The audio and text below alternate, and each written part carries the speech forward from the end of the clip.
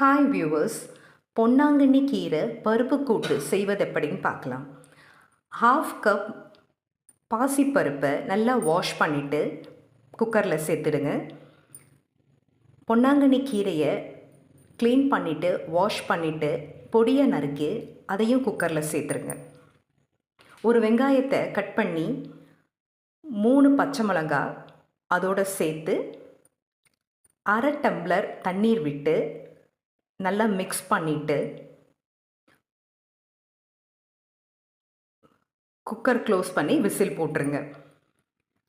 1/4 முடி தேங்காவை பீஸாக கட் பண்ணி 1 பச்சை மிளகாய் 1 ஸ்பூன் சீரகம் போட்டு நல்ல பேஸ்ட் பண்ணிக்கோங்க.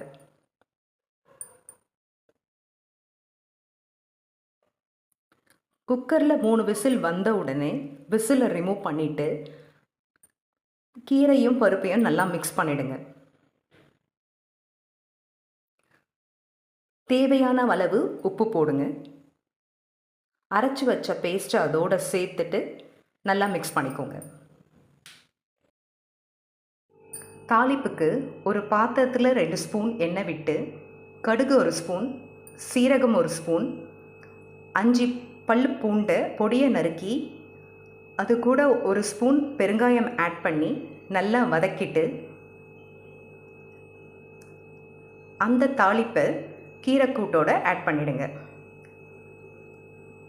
நல்லா மிக்ஸ் பண்ணிவிடுங்க. இந்த ஹெல்த்தி ரெசிபி நீங்களும் வீட்டில் ட்ரை பண்ணிவிட்டு கமெண்ட் பண்ணுங்கள். தேங்க்யூ.